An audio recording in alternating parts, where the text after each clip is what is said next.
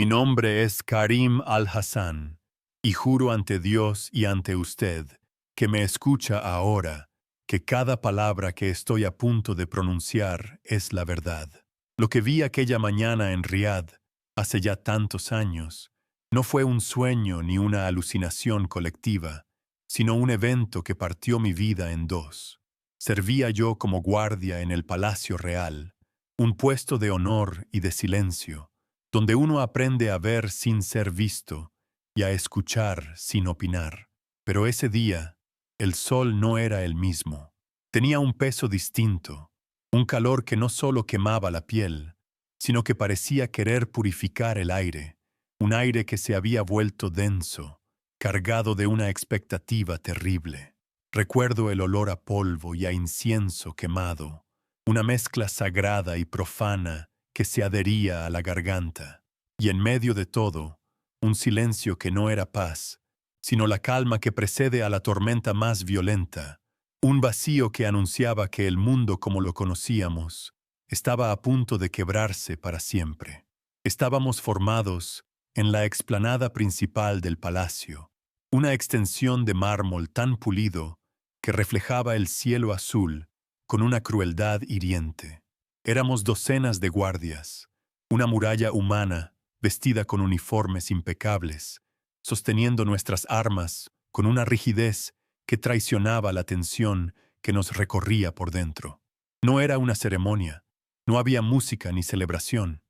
Era un ritual de poder diseñado para recordar a todos, desde el más humilde sirviente hasta el más noble de los príncipes, cuál era la ley y cuál era el precio de desafiarla. Los altos funcionarios nos observaban desde los balcones sombreados, sus rostros como máscaras de piedra, sus ojos fríos y calculadores.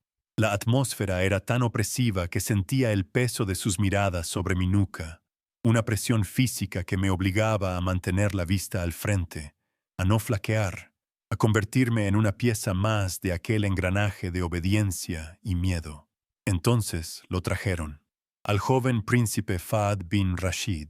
Fue conducido al centro de la explanada, y el contraste entre su figura y la pompa del lugar era desolador. No llevaba las ropas de seda y oro propias de su linaje. Vestía una simple túnica blanca, del mismo color que la arena que esparcían sobre el mármol para absorber la sangre. Caminaba descalzo, sus pies dejando huellas efímeras sobre el polvo sagrado y condenado. Lo que más me impactó, lo que se grabó en mi memoria con fuego, fue su mirada.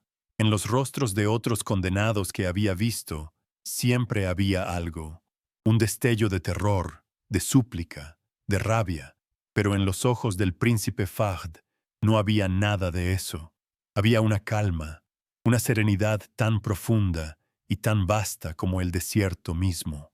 No desafiaba a sus verdugos, simplemente no parecía verlos. Su paz era un insulto silencioso a la certeza de la espada que lo esperaba. En ese preciso instante, mientras el sol ascendía a su punto más alto y el calor se volvía insoportable, sentí cómo mi juramento de lealtad, el mismo que había recitado con orgullo durante años, se convertía en ceniza dentro de mi boca. De repente, el uniforme me pesaba, la lanza en mi mano se sentía ajena, y mi propósito como guardián del orden se desvaneció. Comprendí, con una claridad que me heló la sangre a pesar del calor, que no estaba allí para presenciar una simple ejecución. Lo que iba a ocurrir no era un acto de justicia, ni siquiera de venganza. Era algo mucho más antiguo y fundamental. Estaba a punto de ser testigo de una colisión inevitable entre dos mundos, entre el poder de los hombres y un poder que ni siquiera nos atrevíamos a nombrar. El cielo de un azul perfecto, sin una sola nube, parecía contener la respiración junto a nosotros, esperando el desenlace. La normalidad se rompió no con un grito, sino con una ausencia. El murmullo nervioso de los funcionarios en los balcones cesó de golpe. El viento, que hasta entonces había levantado pequeños remolinos de polvo, se detuvo por completo. El silencio se hizo tan absoluto tan denso, que podía sentirlo vibrar en mis huesos, como una nota grave y sostenida. Era un silencio antinatural, un vacío que absorbía todos los pequeños sonidos de la vida, el zumbido de un insecto, el latido de mi propio corazón. Sentí un escalofrío recorrer mi espalda, un frío que no tenía nada que ver con la temperatura. Fue una premonición, una certeza visceral de que algo estaba a punto de intervenir. Mis ojos se encontraron por un segundo con los de otro guardia, un hombre viejo y curtido, y vi en su rostro el mismo terror reverencial que sentía yo. El tiempo se había detenido, preparándose para lo que venía. Antes de continuar, antes de describirles la luz que partió el cielo, quiero pedirle algo. Quiero que usted se inscriba en este canal, para que esta historia no se pierda en el olvido. Y dígame, por favor, desde qué ciudad me está escuchando, para que yo sepa hasta dónde viajan mis palabras, hasta dónde llega el eco de aquel milagro. Necesito sentir que no estoy solo recordando esto. Ahora, volvamos a ese momento. Tras esa pausa en el tiempo, el aire volvió a moverse, pero se sentía diferente, pesado, como si estuviera cargado de electricidad. La calma en el rostro del príncipe se intensificó, transformándose en una especie de expectación gozosa. Él sabía lo que iba a pasar, y nosotros, simples mortales atrapados en medio, solo podíamos esperar, con el aliento contenido, la llegada inevitable de la amenaza o la salvación. La acusación había llegado a nuestros oídos no como un decreto oficial, sino como un susurro venenoso que se arrastró por los pasillos de mármol del palacio, infectando cada conversación y envenenando el aire que respirábamos. Apostasía. La palabra sola era una sentencia de muerte, una mancha que ni el linaje más puro podía limpiar. Se decía que un sirviente, un hombre de devoción fanática y leal al gran muftí, había encontrado el origen de la ofensa. No se trataba de un complot político ni de una traición militar, sino de algo mucho más íntimo y, por lo tanto, más peligroso. Un libro. Un simple libro de cuero gastado, con las páginas amarillentas por el tiempo, oculto con un cuidado casi reverencial entre los volúmenes sagrados del Corán en la biblioteca personal del príncipe. Era una Biblia, y en ese lugar, en ese reino, aquel objeto no era un texto sagrado de otra fe, sino la prueba irrefutable de una traición a todo lo que éramos. El descubrimiento fue presentado a la corte no como un hallazgo, sino como la captura de un enemigo infiltrado en el corazón mismo del poder. Para ellos, para los hombres de rostros severos y barbas teñidas con henna, la presencia de ese libro no podía ser interpretada como un acto de curiosidad intelectual o de búsqueda espiritual.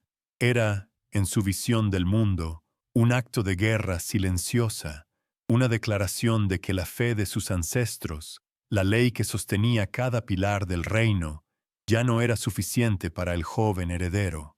Era una afrenta directa a su linaje, una negación de la sangre que corría por sus venas y un desafío a la autoridad del propio rey. La amenaza no era el príncipe Fahd, sino la duda que él representaba. Una sola pregunta podía hacer temblar los cimientos de un imperio construido sobre certezas absolutas, y ellos estaban decididos a silenciarla para siempre. El juicio, si es que se le puede llamar así, fue una mera formalidad, una obra de teatro macabra representada en la oscuridad de una sala sin ventanas, en las entrañas del palacio. Duró menos que una oración del mediodía. No hubo testigos de la defensa, no hubo argumentos, solo la presentación del libro como prueba única e irrefutable. El príncipe Fahd permaneció de pie, en silencio. Su calma inquebrantable era su única respuesta a las acusaciones que se lanzaban contra él como piedras. La sentencia, por supuesto, ya estaba escrita antes de que la puerta de la sala se cerrara. Muerte por la espada, en la explanada principal, al mediodía. Debía ser un espectáculo público, una lección grabada con sangre para que nadie más se atreviera a buscar la verdad en páginas prohibidas. La justicia de los hombres se movía con una velocidad aterradora cuando su poder se sentía amenazado. Y entonces, el instrumento de esa justicia hizo su aparición. El verdugo era un hombre corpulento, de hombros anchos y brazos como troncos de palmera, cuya sola presencia parecía absorber la luz a su alrededor. No tenía rostro, solo una sombra bajo el turbante que cubría su cabeza. Se movió hacia el centro de la explanada con una lentitud deliberada, cada paso un golpe sordo contra el mármol. Desenvainó su cimitarra, una hoja curva y ancha que brilló con una luz fría bajo el sol implacable. Con un gesto que era a la vez rutinario y aterrador, probó el filo con la yema de su pulgar, dejando una fina línea roja sobre su piel. No había malicia en su gesto, ni ira, solo la eficiencia de un artesano preparándose para su trabajo. La amenaza había dejado de ser una palabra susurrada para convertirse en el destello mortal de aquel acero. A mi alrededor, sentí cómo el aire se volvía cada vez más denso, pesado con el miedo colectivo de cientos de personas. El silencio de la multitud ya no era de respeto, sino de pavor. Era un grito contenido en miles de gargantas, una tensión tan palpable que vibraba en el suelo bajo mis pies. Podía ver a los nobles en los balcones, sus rostros pálidos, sus manos aferradas a las barandillas. Podía sentir la respiración contenida de los otros guardias a mi lado, hombres que habían visto la muerte 1000 veces, pero que ahora estaban paralizados por la naturaleza de este sacrificio. Cada segundo que pasaba, el silencio se hacía más profundo, más insoportable. Era la cuenta regresiva hacia el momento en que la sangre real sería derramada sobre la arena, no para expiar un crimen, sino para sellar la autoridad incuestionable de la tradición y el dogma. Comprendí entonces que la amenaza real no era la hoja de la cimitarra suspendida en el aire. Eso era solo el final, la consecuencia física. La verdadera amenaza era la idea que querían aniquilar. No estaban ejecutando a un hombre, estaban purgando una duda inaceptable del alma de su nación. Estaban arrancando de raíz la posibilidad de que pudiera existir un camino hacia Dios fuera de los muros que ellos mismos habían construido. El crimen del príncipe Fahd no fue leer un libro, fue creer que la verdad podía ser más grande que la ley de los hombres. Y eso, para el poder establecido, era la herejía definitiva. Su muerte era necesaria para demostrar que no había escapatoria, que el pensamiento era una jaula y que ellos controlaban la única llave. El tiempo parecía acelerarse. Cada instante se precipitaba hacia el desenlace inevitable.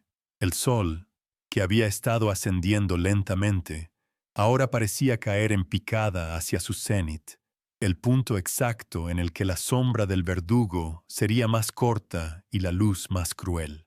Los imanes comenzaron a recitar versos del Corán desde los minaretes, sus voces amplificadas resonando en la explanada.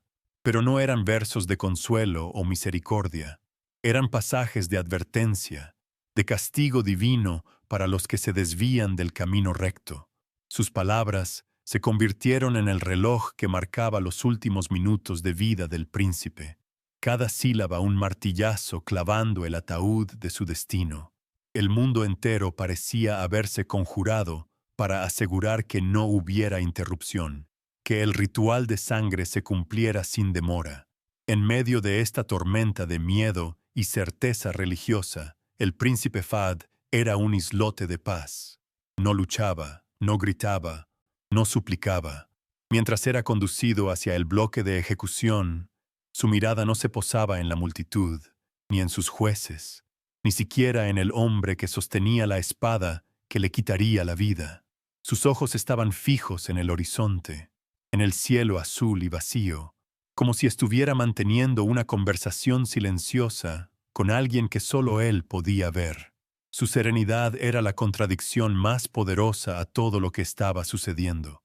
No era la resignación de un derrotado, sino la confianza de alguien que sabe que la historia que se está contando en la tierra no es la única historia que importa. Su calma era un desafío silencioso que enfurecía a sus captores más que cualquier acto de rebelión. Finalmente, lo obligaron a arrodillarse sobre la arena esparcida en el centro de la plaza. La amenaza había llegado a su punto culminante. El verdugo se colocó detrás de él, sus pies firmemente plantados, y levantó la cimitarra con ambas manos. La hoja de acero pulido capturó la luz del sol, convirtiéndose en un rayo de fuego blanco y mortal suspendido sobre el cuello del príncipe. El mundo contuvo la respiración. En ese instante, supe que lo que estaba en juego era mucho más que la vida de un hombre. Era un ataque directo a la fe misma, a la dignidad del alma humana y a la presencia de Dios en un corazón que se atrevió a buscarlo por un camino diferente. La pregunta que flotaba en el aire denso y caliente era si esa fe silenciosa sería suficiente para enfrentar el frío y afilado acero de la ley. El breve camino que el príncipe Fahd recorrió desde la sombra del pórtico hasta el centro de la explanada se sintió eterno, como una peregrinación a través de un desierto en miniatura. Lo vi dar el primer paso hacia la luz cegadora, y fue como si cruzara un umbral invisible hacia otro mundo. El calor del mármol, cubierto por una fina capa de arena, debió de ser insoportable para sus pies descalzos, pero él no flaqueó.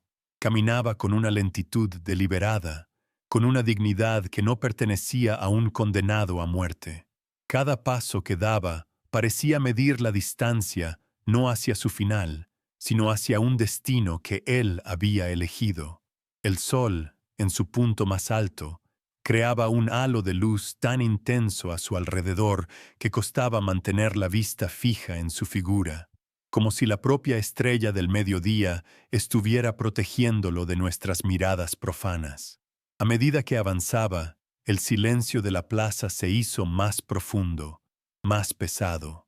Solo se oía el suave susurro de sus pies descalzos sobre la arena y el eco lejano de las oraciones recitadas desde los minaretes. Yo sentía el peso de mi lanza en la mano, el sudor corriendo por mi espalda bajo el grueso uniforme, y una sed que me resecaba la garganta hasta doler. La disciplina nos mantenía inmóviles, pero por dentro éramos un mar de agitación.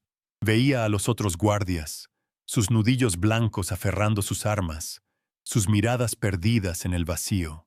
Estábamos presenciando algo que rompía todas las reglas, que desafiaba la lógica del poder y la sumisión. El príncipe no caminaba como un cordero al matadero, caminaba con la autoridad serena de quien conoce el final de la historia y no le teme en absoluto. Fue entonces cuando sentí la primera señal, algo tan sutil que al principio creí haberlo imaginado. Una brisa. No era el viento caliente y polvoriento del desierto, sino una corriente de aire inexplicablemente fresca, casi fría, que pareció nacer a su alrededor y expandirse en círculos. Me rozó la cara y me erizó la piel. Llevaba consigo un aroma que no pertenecía a aquel lugar, un olor a tierra húmeda, a hierba recién cortada después de la lluvia, el perfume de un jardín imposible en medio de la aridez de Riad. Duró apenas un instante, un suspiro del aire, pero fue suficiente para que mi corazón se detuviera. Levanté la vista hacia el cielo, buscando una nube, una explicación, pero solo encontré el azul implacable y vacío. No estaba solo. Vi a otros guardias intercambiar miradas de confusión. La brisa se desvaneció tan rápido como llegó, pero dejó una pregunta flotando en el aire denso. ¿Qué había sido eso? Mientras intentaba procesarlo, los imanes intensificaron sus cánticos. Sus voces amplificadas por los altavoces sonaban ahora más urgentes, más severas. Parecían estar librando una batalla sonora contra el silencio del príncipe, tratando de ahogar la duda que esa extraña calma y ese viento imposible habían sembrado en nuestros corazones. Eran versos de advertencia, pasajes que hablaban del fuego y el castigo para los infieles, pero sus palabras, que siempre me habían infundido un temor reverencial, ahora sonaban huecas, desesperadas. Era como si estuvieran gritándole a una montaña, tratando de derribarla con el poder de su aliento, sin darse cuenta de que la montaña ni siquiera notaba su esfuerzo. Y entonces vi la segunda señal, y esta fue innegable, un hecho físico que desafiaba toda razón. Justo al lado del bloque de madera oscura, donde el príncipe debía arrodillarse, en una grieta casi invisible entre dos losas de mármol, crecía una flor, una única y diminuta flor silvestre, de un color violeta tan intenso que parecía robarle la luz al sol. Era una imposibilidad botánica. Nada podía crecer en aquel suelo estéril, cocido por el calor y pisoteado por generaciones de soldados. Sin embargo, allí estaba, frágil y desafiante, un punto de vida vibrante en medio de un escenario diseñado para la muerte. No era grande, apenas un susurro de color, pero en la inmensidad blanca de la explanada, brillaba con la fuerza de un faro, un milagro silencioso que solo unos pocos notamos. El príncipe se acercó al bloque y por un instante su mirada se desvió hacia abajo, hacia la pequeña flor. No se detuvo, no alteró su ritmo, pero vi un cambio sutil en su rostro. Fue una microexpresión, un leve arqueo de sus labios que no llegó a ser una sonrisa, sino más bien un gesto de reconocimiento, de complicidad. Era como si la hubiera estado esperando, como si su presencia fuera una confirmación de algo que solo él sabía. En ese pequeño intercambio silencioso entre el hombre y la flor, comprendí que estábamos siendo testigos de un diálogo que trascendía nuestras leyes y nuestras espadas.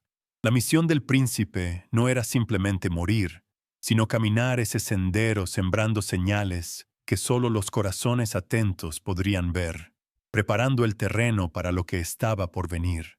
Mi cuerpo estaba rígido, cumpliendo con mi deber de guardia, pero mi alma estaba de rodillas. El calor se había vuelto insoportable.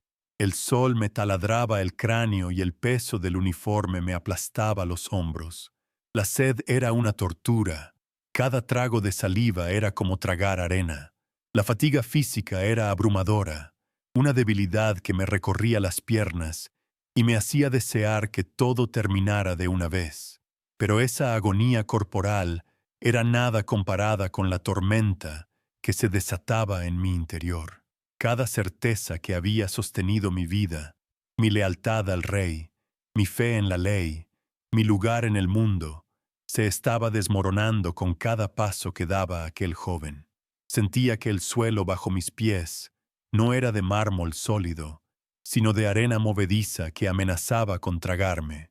En medio de mi propia agonía, mis ojos se encontraron de nuevo con los del viejo guardia a mi lado. El miedo que había visto antes en su rostro había desaparecido.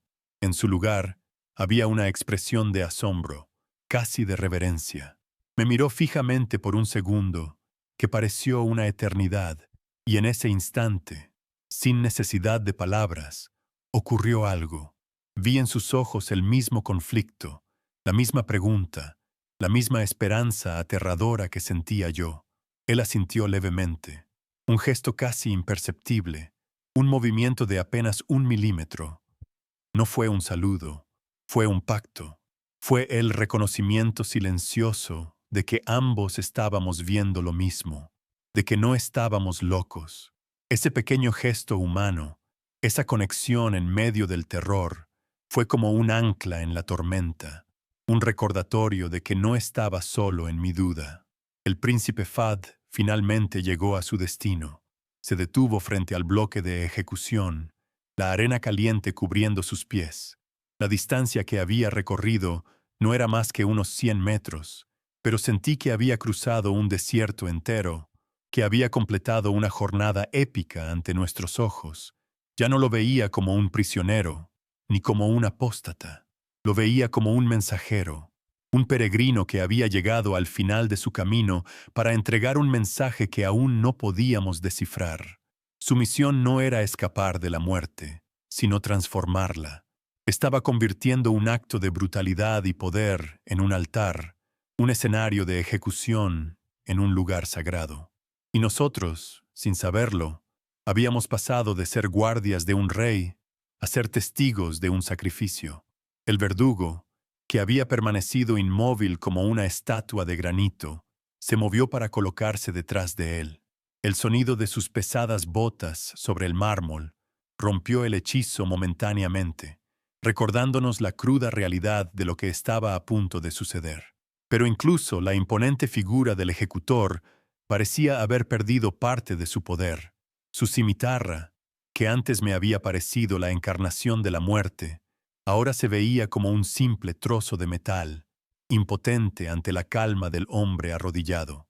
El poder de los hombres, con sus leyes, sus rituales y sus espadas, se sentía de repente frágil, teatral, una representación elaborada para ocultar su propio miedo a lo que no podían controlar ni comprender.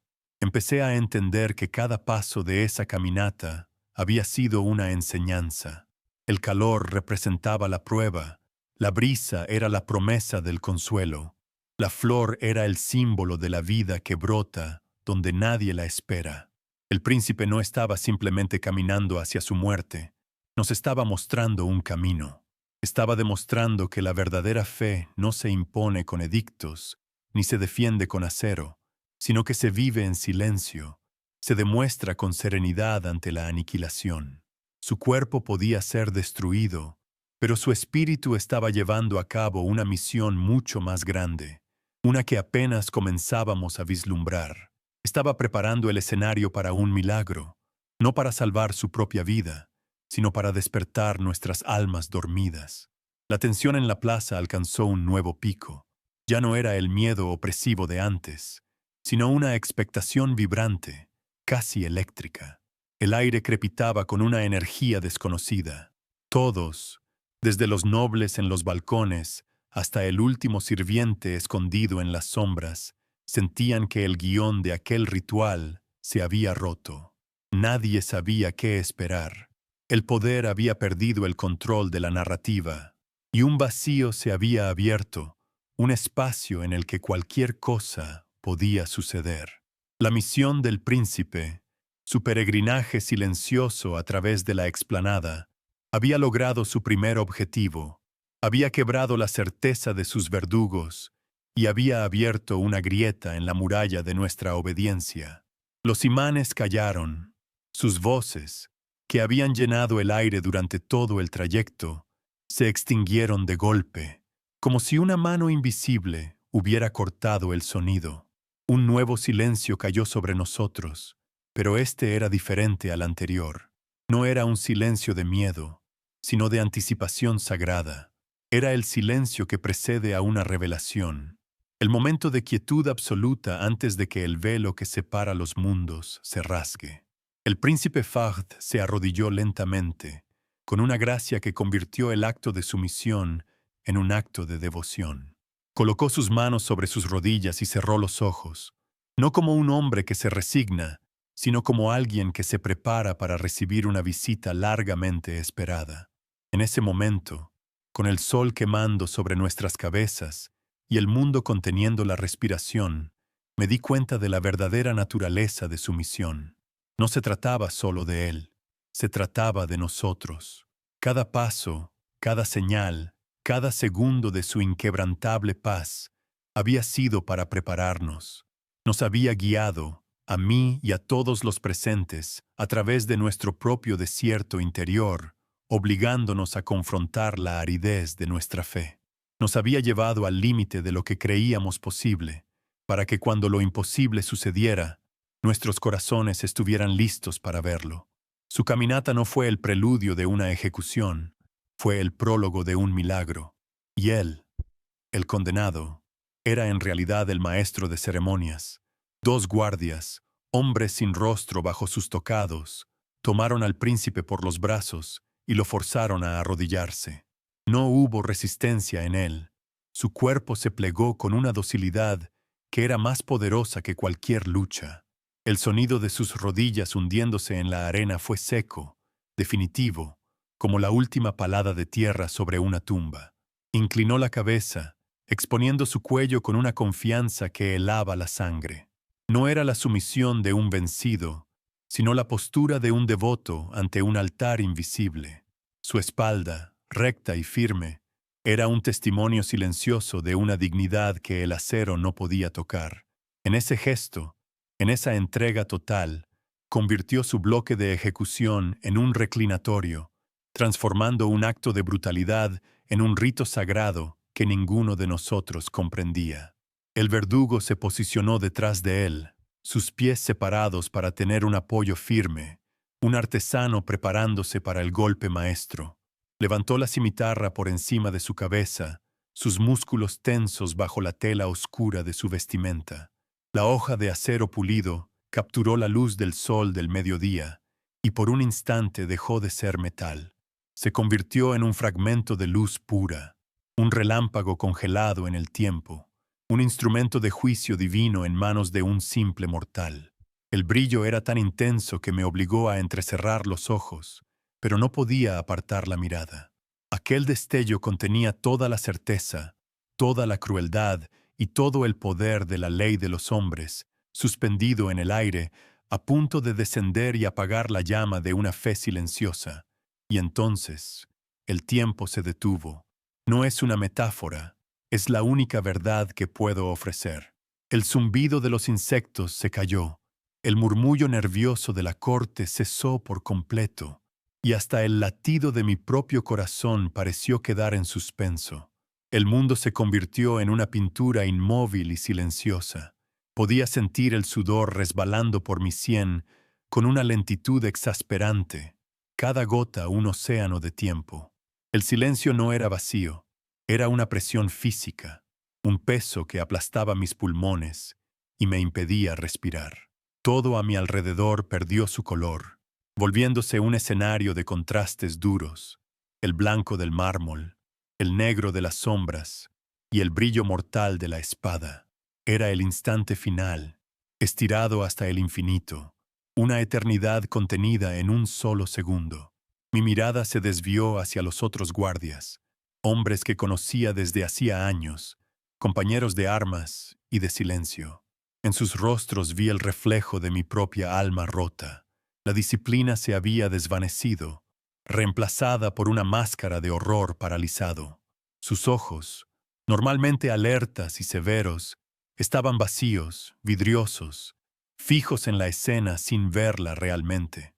Éramos estatuas de uniforme, armados hasta los dientes, pero completamente impotentes. En ese momento comprendí la fragilidad de nuestro poder, la ilusión de nuestra fuerza. Éramos los guardianes de un orden que se sostenía sobre el miedo, y ahora, frente a una calma que no podíamos quebrar, nuestro miedo nos había convertido en prisioneros de nuestras propias lanzas. La certeza de nuestro mundo se había hecho añicos. Luego miré hacia los balcones, hacia los clérigos y los príncipes que habían ordenado este sacrificio. No había duda en sus ojos, no había piedad. Solo una fría y satisfecha certeza, la convicción de que estaban purgando una herejía, protegiendo la pureza de su fe. Pero lo que yo vi no fue piedad, sino miedo, un miedo profundo y antiguo a lo que no podían controlar, un terror a la simple idea de que Dios pudiera hablar en un idioma que ellos no habían autorizado. Su justicia, tan absoluta y tan severa, me pareció de repente un acto de desesperación, la violencia de hombres que temen que sus muros de dogma no sean lo suficientemente altos para contener la inmensidad del cielo. Su poder no nacía de la fe, sino de la ausencia de ella. Una oscuridad comenzó a crecer en mi interior, un frío que el sol del desierto no podía calentar. Intenté orar, buscar refugio en las palabras que me habían enseñado desde niño, los versos del Corán que siempre me habían dado consuelo y fortaleza. Pero mi mente era un desierto, las palabras no venían, mi lengua se sentía pesada, inútil. Mi fe, que yo creía una fortaleza de piedra, se reveló como un castillo de arena, y la marea del silencio la estaba deshaciendo. Un grito mudo se formó en mi garganta. ¿Dónde estás, Señor? ¿Por qué callas ante esto? ¿Es que tu única voz es el filo de una espada? El silencio de mi propio Dios fue la tortura más grande, una ausencia que me dejó completamente solo, a la deriva en un mar de desesperanza. No podía soportarlo más. El espectáculo de la certeza humana a punto de aniquilar la fe divina era un peso demasiado grande para mi alma. Sentía una necesidad abrumadora de cerrar los ojos, de negar la realidad, de refugiarme en la oscuridad voluntaria. No era un acto de cobardía, sino de autopreservación. Ver caer la espada sería como ver morir a Dios mismo, y yo no tenía la fuerza para ser testigo de ese asesinato. Quería borrar la imagen del príncipe arrodillado, del verdugo con su arma levantada, del sol cómplice en el cielo. Quería que el mundo desapareciera, aunque fuera solo por un instante, para no tener que llevar esa cicatriz en mi memoria por el resto de mis días. La luz se había vuelto insoportable, una acusación directa a nuestra ceguera. Así que lo hice. Cerré los ojos con fuerza, hasta que vi destellos de colores tras mis párpados. La oscuridad me envolvió, pero no trajo alivio. Era un vacío sofocante, lleno de los sonidos que no podía bloquear.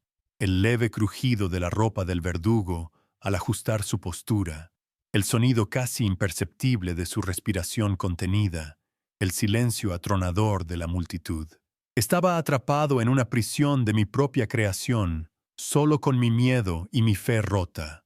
La imagen de la espada suspendida en el aire estaba grabada a fuego en mi mente, y sabía que en cualquier segundo escucharía el sonido sordo y húmedo del final. La oscuridad no era un refugio, era la antesala de una condena que todos compartiríamos por nuestra complicidad silenciosa. Y en esa negrura autoimpuesta, cuando todo parecía perdido, apareció un rostro. No era el rostro de un profeta ni de un ángel, era el rostro de mi madre, tal como la recordaba de mi infancia. Vi sus ojos amables, su sonrisa cansada, y recordé sus palabras, susurradas junto a mi cama hace tantos años. Me decía que Dios no solo escucha las oraciones que se gritan en las mezquitas, sino también los susurros del corazón, las súplicas que no tienen palabras. Me dijo que la fe más verdadera es la que sobrevive en el silencio, cuando no hay nadie más para escuchar.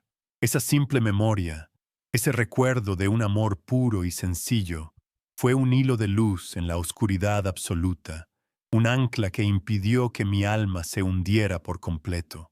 Fue entonces cuando lo oí, un sonido tan bajo que fue más una vibración en el aire que una palabra audible, un murmullo que escapó de los labios del príncipe, no dirigido a nosotros, ni a sus verdugos, sino a alguien más. Al principio no entendí. Las sílabas eran extrañas a mi oído, ajenas a mi lengua, pero la intención era inconfundible. No era una súplica de misericordia, no era un lamento de desesperación, era una declaración, una afirmación de una confianza tan absoluta, tan serena, que desafiaba la lógica de la muerte inminente. El sonido era tan frágil que el más leve soplo de viento podría haberlo borrado, pero en el silencio total de la plaza resonó con la fuerza de un trueno. El murmullo se repitió, un poco más claro esta vez, y las palabras se grabaron en mi mente para siempre. Jesús, en ti confío. La frase colgó en el aire denso y caliente, una imposibilidad, una semilla de otro mundo plantada en nuestro suelo estéril. Todo mi ser se rebeló contra ella, pero una parte de mí, la parte que acababa de recordar a mi madre, la escuchó. En ese instante, supe que todo estaba perdido. La fe de este hombre era solo un susurro hermoso y frágil, una última nota de una canción a punto de ser silenciada para siempre por el peso del acero. La espada comenzaría su descenso, el susurro se apagaría, y la oscuridad, la verdadera oscuridad, reinaría sin oposición. En la oscuridad de mis párpados cerrados, el susurro del príncipe fue lo último que escuché del mundo de los hombres. Jesús, en ti confío. La frase, tan ajena y tan frágil, fue como una gota de lluvia en un desierto de fuego, una nota de música imposible en medio de un silencio de muerte. Sentí, más que oí, el leve movimiento del verdugo, el ajuste de su peso sobre el mármol, la tensión final de sus músculos, preparándose para liberar toda la fuerza de la ley y la tradición en un solo arco descendente. La espada comenzaba a cortar el aire, un silbido casi imperceptible, el sonido del fin. En ese instante, supe con una certeza absoluta que la fe era hermosa, pero que el acero era más fuerte. Me preparé para el sonido sordo y final, el golpe que confirmaría que el cielo estaba vacío y que estábamos irremediablemente solos en nuestra crueldad. El tiempo se había estirado hasta romperse, y en esa fracción de segundo que contenía una eternidad, el mundo se aferraba a su último aliento. El calor del sol sobre mi piel, el peso de mi uniforme, la sed que me partía la garganta, todo se intensificó, como si mis sentidos quisieran grabar cada detalle de este fracaso final del espíritu. La espada continuó su viaje, un cometa de luz mortal descendiendo hacia el cuello expuesto del príncipe. No había escapatoria, no había esperanza, solo la mecánica fría de la justicia humana. Y en la negrura de mi mente, le pedí perdón a mi madre, perdón por haber perdido la fe que ella me había enseñado, perdón por ser testigo de un mundo donde los susurros del corazón eran ahogados por el grito del poder. El final no era una pregunta, era una respuesta terrible que estaba a punto de ser escrita con sangre sobre la arena, pero la respuesta no vino de la espada. En el instante preciso en que el acero debía tocar la piel, el cielo de un azul perfecto y sin nubes se partió. No hubo trueno, no hubo advertencia. Un relámpago de un blanco tan puro y tan violento que era ciego, cayó verticalmente desde el cénit. No era una descarga eléctrica, era una columna de fuego sólido, una lanza de luz arrojada por una mano invisible. Impactó el suelo de mármol a escasos centímetros del verdugo, no con un estruendo, sino con un sonido sordo y poderoso, como el de una campana gigante golpeada una sola vez. La explosión de luz fue tan absoluta que atravesó mis párpados cerrados, inundando mi cráneo con una blancura insoportable, borrando todo pensamiento y toda sensación que no fuera la de ser consumido por un sol nacido en la tierra. La fuerza del impacto fue una onda de choque física que nos barrió a todos. Sentí cómo me arrancaba de mis pies y me arrojaba de rodillas al suelo, mi lanza escapándose de mis manos y resonando con un ruido metálico y lejano. El aire se llenó de un olor agudo y limpio, el olor de la piedra quemada y del ozono, el aroma de una tormenta que nunca existió. Oí el grito ahogado del verdugo, un sonido gutural de sorpresa y dolor, y luego el silbido agudo de la cimitarra volando por los aires, girando como una hoja seca en un vendaval, antes de estrellarse contra las columnas del palacio, a una distancia imposible. La luz blanca persistió por un segundo eterno, un flash fotográfico que grabó una imagen de caos y asombro en la retina del mundo.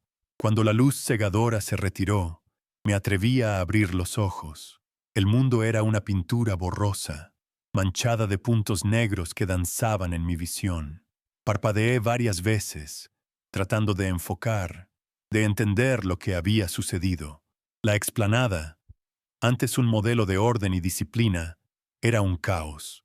Guardias, como yo, estaban arrodillados o tendidos en el suelo, algunos cubriéndose el rostro, otros mirando al cielo con una expresión de terror idiota. La perfecta formación se había roto. Nuestras lanzas yacían esparcidas sobre el mármol como palillos caídos. El silencio que siguió no fue el silencio tenso de antes, sino un vacío aturdido, el silencio que queda después de que el mundo ha sido sacudido hasta sus cimientos y aún no sabe si seguirá en pie. El poder y la ceremonia se habían evaporado en un instante. Lentamente, mi mirada encontró el centro de la plaza. El bloque de ejecución estaba allí, intacto.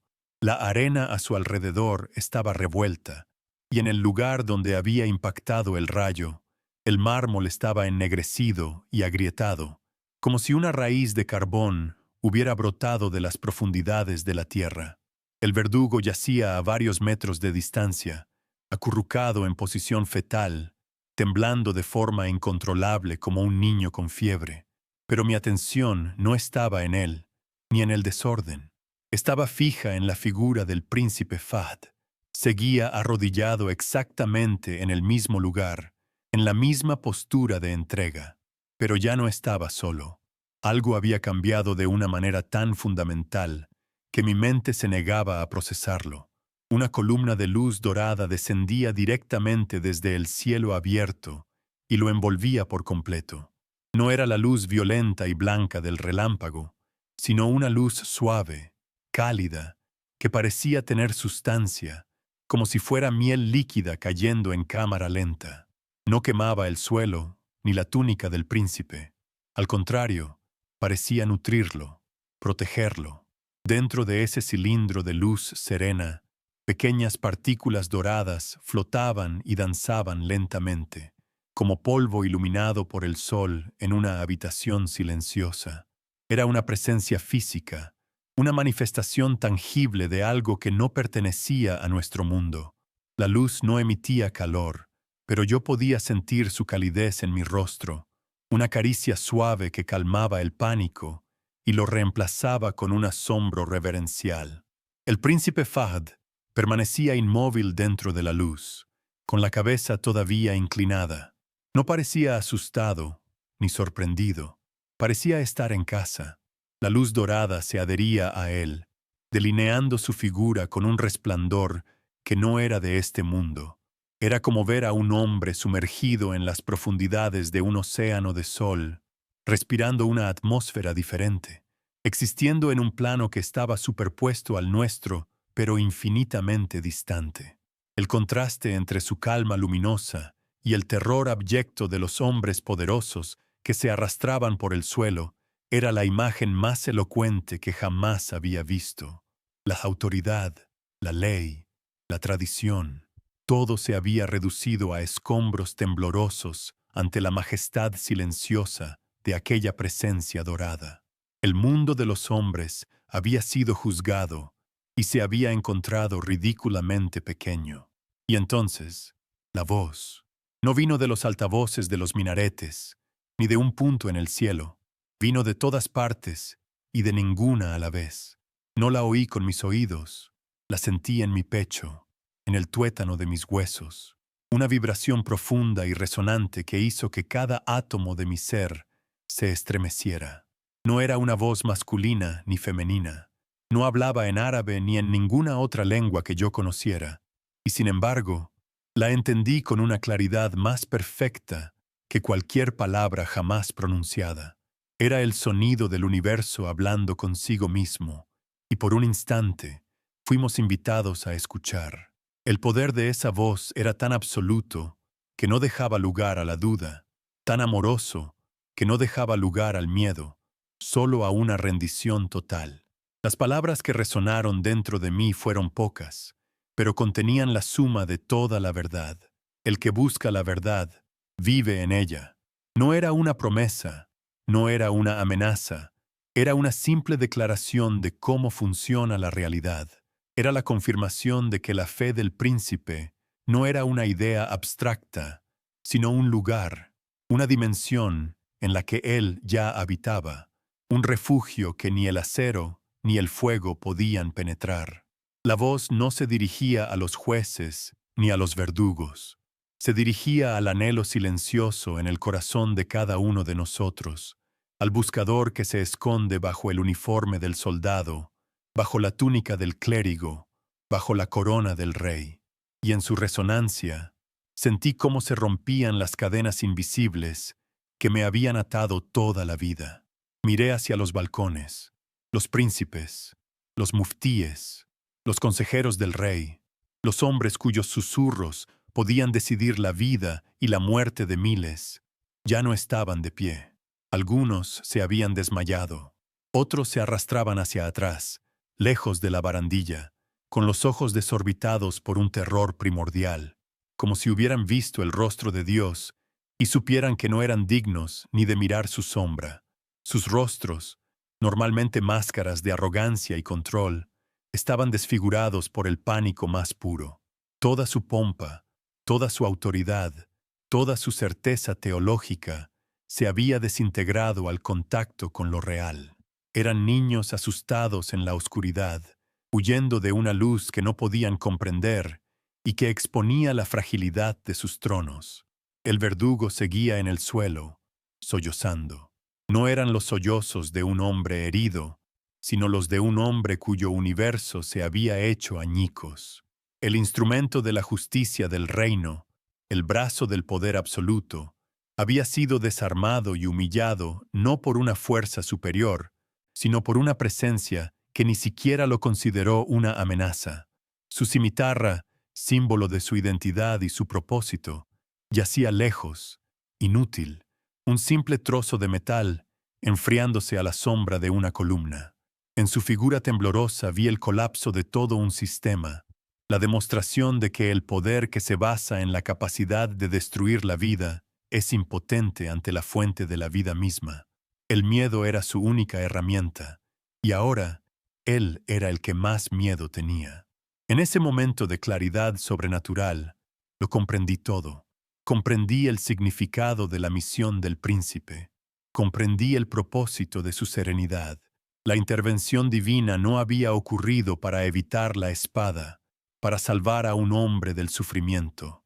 Había ocurrido para demostrar que Dios no está por encima del sufrimiento, sino dentro de él. La luz no descendió para detener la ejecución, descendió para acompañar al condenado en su momento más oscuro.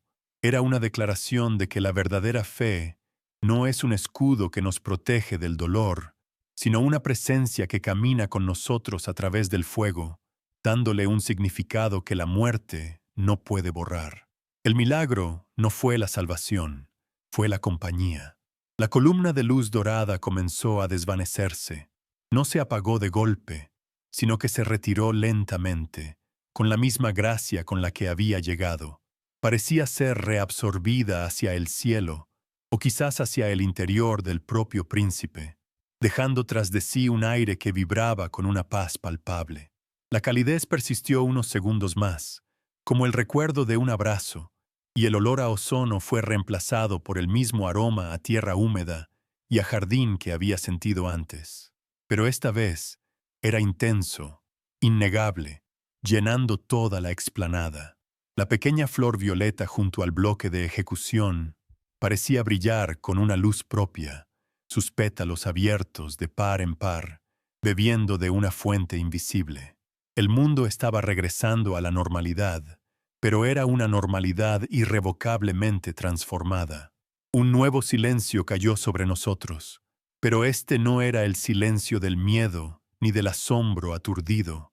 Era un silencio sagrado, el silencio de una mezquita vacía después de la última oración de la noche. Era un silencio lleno de una pregunta que nadie se atrevía a formular en voz alta. El príncipe Fahd seguía arrodillado, ileso, como el único punto fijo en un universo que había sido sacudido y reordenado. La explanada de la ejecución se había convertido en un altar, y todos nosotros, guardias, nobles, sirvientes, nos habíamos convertido, sin quererlo, en una congregación. El cielo sobre nosotros era de nuevo de un azul perfecto, pero ya no estaba vacío. Sabíamos, con una certeza que nos helaba y nos consolaba al mismo tiempo, que estaba observando. Lentamente, como el amanecer invirtiendo su curso, la columna de luz dorada se retiró hacia el cielo, desvaneciéndose sin dejar rastro, excepto por el aire vibrante y la paz incomprensible que dejó atrás. El príncipe Fahd permanecía arrodillado, inmóvil, como si nada hubiera ocurrido. El silencio que se apoderó de la explanada ya no era de terror, sino de un asombro tan profundo que nos había robado el aliento. En ese vacío sonoro, cada uno de nosotros se enfrentó a la misma verdad ineludible. Habíamos presenciado lo imposible, y el mundo que conocíamos, con sus leyes de acero y sus certezas de piedra, se había disuelto en un instante de luz. La explanada de ejecución se había convertido en el epicentro de un terremoto espiritual, y las réplicas apenas comenzaban a sentirse en nuestras almas. La pregunta ya no era si el príncipe moriría, sino cómo podríamos nosotros seguir viviendo después de haber visto esto. Con una lentitud que parecía medir el peso de la eternidad, el príncipe Fahd levantó la cabeza. Su rostro, que esperaba ver marcado por el terror o la confusión, estaba bañado en lágrimas. Pero no eran lágrimas de miedo ni de alivio, eran lágrimas de un gozo tan puro, tan abrumador, que parecía dolerle. Una sonrisa temblorosa se dibujó en sus labios, una expresión de gratitud infinita dirigida no a nosotros, sino al cielo vacío. No había triunfalismo en su mirada, ni un atisbo de venganza, solo el asombro humilde de un hijo que acaba de ser reconocido por su padre. En su rostro vi el verdadero significado del milagro. No era un acto de poder para humillar a los hombres, sino un acto de amor para confirmar una fe. Y esa confirmación silenciosa fue más devastadora para sus enemigos que cualquier ejército. El primer sonido que rompió el silencio sagrado fue un sollozo ahogado. Provenía del verdugo, el hombre que era la encarnación del poder del reino, el instrumento sin rostro de la ley, yacía hecho un ovillo sobre el mármol, temblando como una hoja. Su turbante había caído, revelando el rostro de un hombre común, un hombre de mediana edad con los ojos llenos de un terror que iba más allá del miedo a la muerte. Era el terror de un hombre cuya realidad entera se había hecho añicos. No intentaba levantarse, no buscaba su espada, solo lloraba, con los gemidos guturales de un alma que se ha asomado al abismo y ha comprendido su propia insignificancia. La justicia de los hombres, tan imponente y tan cruel, se había reducido a un hombre quebrado llorando en el polvo. El hechizo se rompió. En los balcones, la parálisis dio paso al pánico. Los príncipes y los clérigos, los hombres de rostros severos y barbas teñidas, tropezaron unos con otros en una huida desesperada y sin dignidad. Fue una estampida de seda y oro, un desmoronamiento grotesco de la autoridad.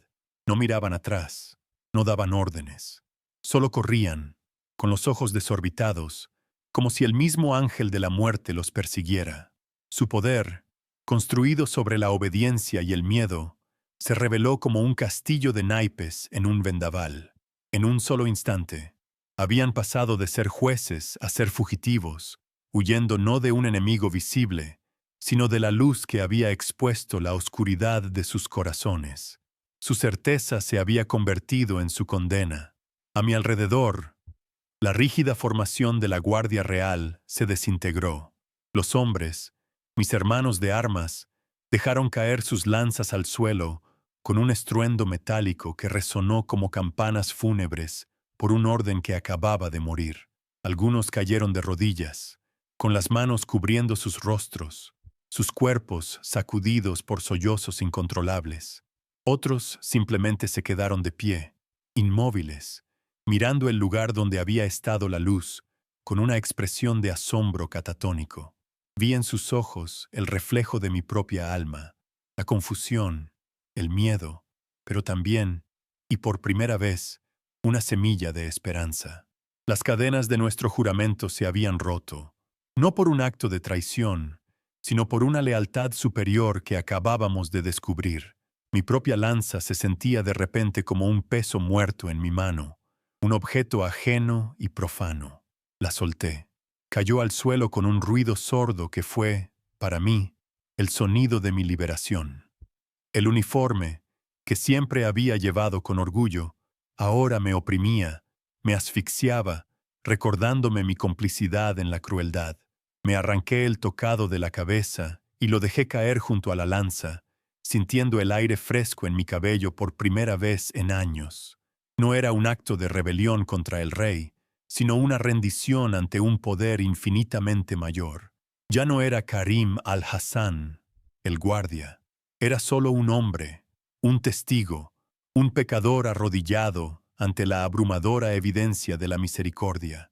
Y en esa desnudez, en esa humildad, encontré una paz que ninguna disciplina militar me había dado jamás. Si usted cree que Dios todavía obra milagros, escriba amén en los comentarios. Hágalo para que el eco de lo que vi aquel día no se apague, para que otros sepan que la luz siempre encuentra una grieta por la que entrar, incluso en la oscuridad más profunda. Necesito saber que no estoy solo en esta creencia, que la fe que nació en mí en medio del terror y la maravilla es una llama que también arde en otros corazones a lo largo y ancho del mundo, porque lo que presencié a continuación fue la prueba de que un solo instante de intervención divina puede redimir a una generación entera, y esa es una verdad que merece ser compartida, susurrada de alma a alma hasta el fin de los tiempos. Mi mirada se encontró de nuevo con la del viejo guardia que había estado a mi lado, el hombre curtido, el veterano de 1000 ceremonias y 100 batallas. Estaba de rodillas, con las palmas de las manos abiertas hacia el cielo. Su rostro arrugado estaba surcado por lágrimas, pero sus ojos brillaban con una luz juvenil, la luz de alguien que ha esperado toda su vida para ver algo y finalmente lo ha encontrado. No rezaba con palabras. Su postura era la oración misma. Se había quitado el casco y su cabeza cana estaba inclinada en un gesto de devoción absoluta. En él vi la conversión de todos nosotros. No nos habíamos convertido a una nueva religión, sino a la verdad de que nuestra propia fe era mucho más grande, más misteriosa y más compasiva de lo que nuestros líderes nos habían permitido creer. El sonido que llenó la explanada ya no era de pánico, sino de un llanto colectivo. Era un manantial de lágrimas que brotaba de cientos de corazones rotos y maravillados. Los sirvientes salían de las sombras, las mujeres de las cocinas se asomaban por las ventanas, y todos lloraban juntos. No era un llanto de tristeza, sino de liberación. Era el sonido de la armadura del miedo resquebrajándose, el sonido de almas sedientas bebiendo por fin de un agua viva. Era la confesión silenciosa de que todos habíamos vivido bajo una ley de crueldad, y la gratitud abrumadora por haber sido perdonados sin siquiera haberlo pedido. En ese momento, no había rangos ni uniformes, solo una comunidad de testigos unidos por la misma experiencia sagrada. En medio de aquel mar de emoción, el príncipe Fahd se puso lentamente de pie. Su movimiento era sereno, lleno de una autoridad que no provenía de su linaje, sino de su experiencia. No miró hacia los balcones vacíos donde sus jueces habían estado. No buscó a sus acusadores entre la multitud que huía. Sus ojos se posaron en nosotros, los guardias arrodillados, los sirvientes que lloraban, los hombres y mujeres comunes. Su mirada no contenía juicio ni triunfo, sino una compasión tan profunda que nos envolvió a todos. Caminó entre nosotros, y su simple presencia era una bendición, un bálsamo para nuestras heridas. No necesitaba decir nada. Su silencio estaba lleno de un perdón que era a la vez un regalo y una lección. Se detuvo frente al verdugo, que seguía acurrucado en el suelo, sollozando como un niño perdido. Por un instante, el mundo contuvo la respiración. ¿Qué haría? ¿Qué justicia se impartiría ahora? El príncipe se inclinó y, con una ternura que parecía imposible, puso una mano sobre el hombro del hombre que, segundos antes, iba a quitarle la vida. No dijo una palabra, solo mantuvo su mano allí, un simple gesto de contacto humano. El verdugo se estremeció violentamente al sentir el toque, y luego, su llanto se hizo más suave, menos desesperado, como si una parte del veneno de su alma hubiera sido drenado por esa mano. Fue un acto de justicia divina, una que no busca castigar, sino sanar. La venganza era una lengua extranjera en ese nuevo reino. La paz que descendió sobre la explanada fue total. El sol del mediodía, que antes había sido un verdugo implacable, ahora se sentía como una caricia cálida y benévola.